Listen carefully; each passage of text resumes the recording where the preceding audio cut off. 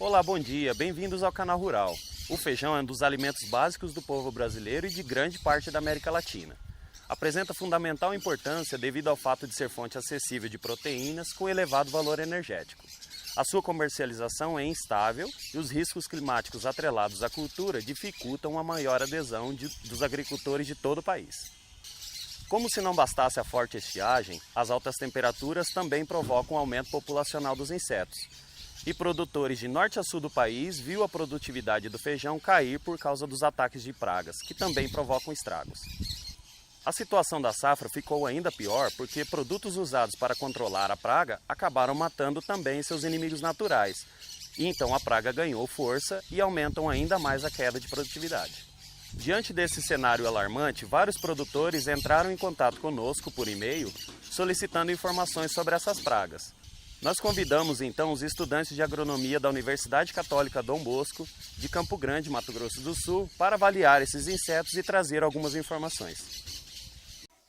O produtor Roberto Cândido, de Jataí, Goiás, nos enviou essa foto e a Jennifer Vaz vai trazer informações. Bom dia! Aproveitaremos essa dúvida para falarmos sobre um assunto muito sério na agricultura, que vem causando danos e prejuízos aos agricultores, principalmente dos estados do Sul e em algumas áreas das regiões Sudeste e Centro-Oeste. Iremos comentar e esclarecer dúvidas sobre o ataque e controle da praga diabrótica especiosa na cultura do feijão. A diabrótica especiosa, mais conhecida popularmente como vaquinha, é um besourinho crisomelídeo com aproximadamente 6 milímetros de comprimento. Possui corpo verde, cabeça castanha e manchas amarelas nas asas. O ciclo de vida dura de 24 a 40 dias, sendo a fase ovo de 5 a 7 dias, larva de 14 a 26 e pupa de 5 a 7 dias. As larvas alimentam-se das raízes, nódulos e sementes em germinação, fazendo perfurações no local de alimentação. Quando as larvas alimentam-se das sementes, as primeiras folhas podem apresentar perfurações semelhantes às causadas pelos adultos. Se o dano na raiz for severo, as plantas atrofiam e ocorre um amarelecimento das folhas basais. Já na fase adulta, a vaquinha ataca a área foliar da planta, causando desfolha durante o ciclo da cultura. E os danos mais severos ocorrem na fase inicial, onde irão se estender das folhas às vagens, reduzindo a área fotossintética. Como métodos de controle, utilizamos em feijoeiros para a eliminação e combate das vaquinhas, temos o controle químico, que não é muito recomendado para a fase adulta devido a ser ecologicamente indesejável e mostra-se insatisfatório. Pois já que o inseto, em razão da sua característica polífaga, se dispersa com facilidade nos cultivos, proporcionando frequentes infestações quando as condições ambientais favorecem o aumento populacional da praga. Uma maneira econômica e viável de controlar a vaquinha é usar o próprio inseto contra si mesmo, além de plantas repelentes. Na utilização do controle feito pelo uso da solução da vaquinha, triturar e filtrar, acrescentar água e fazer a pulverização na cultura. No controle pelo uso de plantas atrativas, utiliza-se raiz de taiuiá e os frutos do porongo, cabaça ou cuia, cortados em pedaços que têm substâncias que atraem vaquinhas e podem ser usadas como isca. E esta pela produtora Vânia Tavares, de Campo Mourão, Paraná. Bem, essa é uma praga considerada de solo porque ela vive abaixo do nível do solo, cerca de 7 centímetros abaixo do nível do solo. E sai durante a noite, para se alimentar, então ela é considerada uma praga de hábito noturno.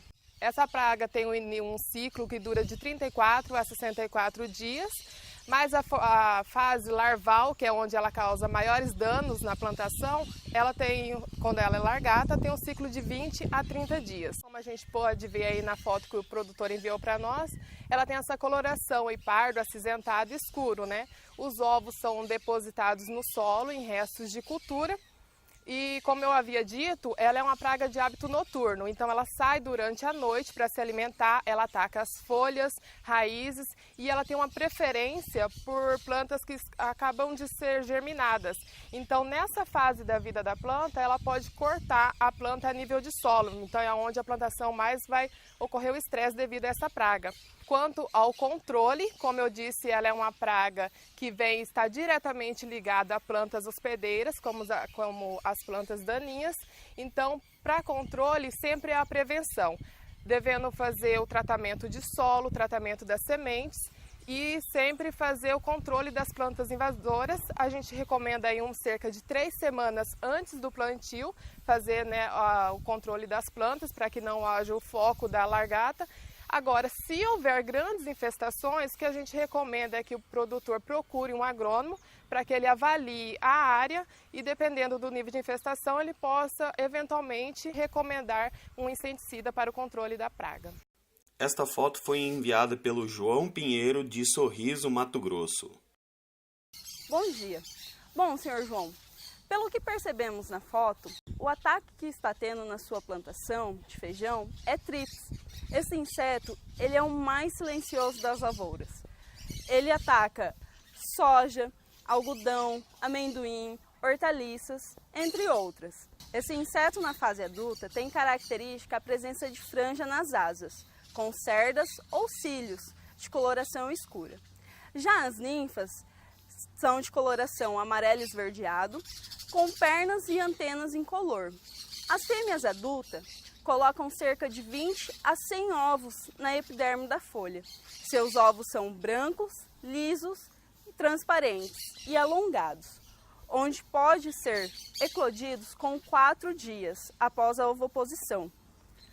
O ciclo completo desde ovo a adulto pode levar cerca de 15 dias, dependendo da temperatura, sendo que essa temperatura ideal para eles tem que ser quente e seca, variando em torno de 25 a 30 graus.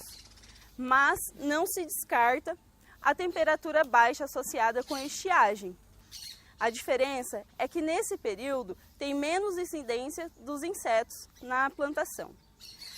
A parte que eles atacam são os brotos, caule, folhas, frutos e flores.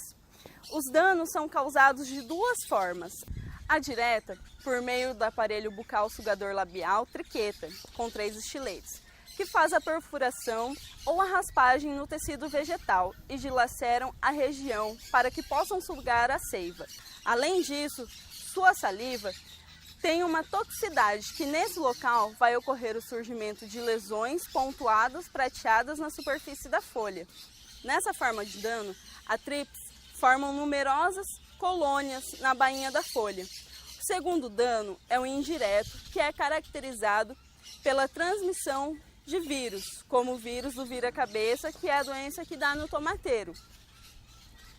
Existem 3 métodos de controle: o químico, o MIP, que é o manejo integrado de pragas, e o controle biológico, que é feito com inimigos naturais. A produtora Ivani Belusso, de Chapadão do Sul, Mato Grosso do Sul, está com dúvida com esse inseto. Então a Juliana Lima vai trazer essas informações. Bom dia! Essa é uma das principais pragas que atacam o feijão, a lagarta elaso, mais conhecida como broca do como.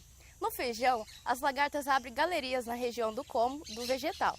O ataque causa destruição da região de crescimento e absorção de nutrientes se for abaixo do solo, causando secamento e morte das plantas novas.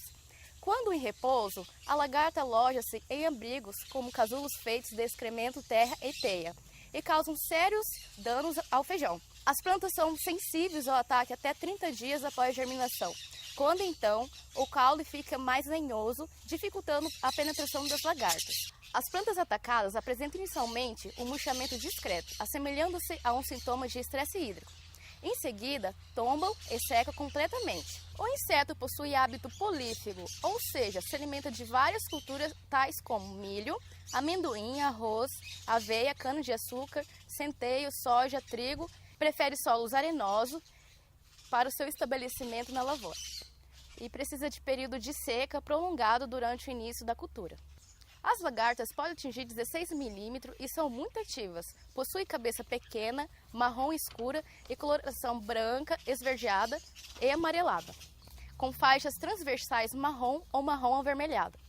Os prejuízos causados pela abertura das galerias são perda de peso, morte das gemas, tombamento pelo vento se as galerias forem transversais. Em áreas com constante infestação da praga, deve-se proceder ao tratamento das sementes com inseticida sistêmico. Em anos com seca, recomenda-se o uso de produtos com ação de contato e profundidade associado ao tratamento das sementes. Vale lembrar que deve usar produtos registrados para a cultura. E esta foto enviada pelo produtor César Casarim, de Dourados, Mato Grosso do Sul. Benicia tabaci, ou mosca branca, como popularmente conhecido, é vector de várias doenças, incluído o vírus mosaico dourado do feijão.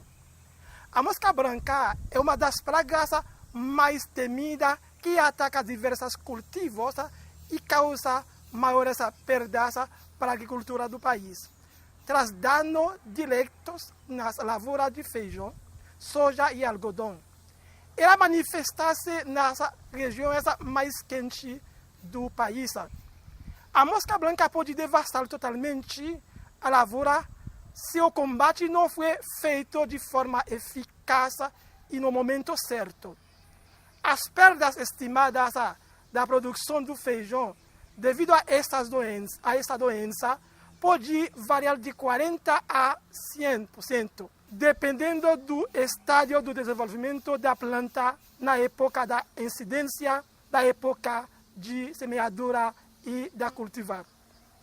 A mosca branca causa prejuízo tanto diretos e como indireto. O dano direto causado pela mosca branca no feijão é a sucção das ervas que enfraquece as plantas. Ela injeta e deposita de toxina que provocam crescimento desuniforme dos tecidos vegetais. Folhas ficam com coloração amarela intensa, ornamento de folha jovem.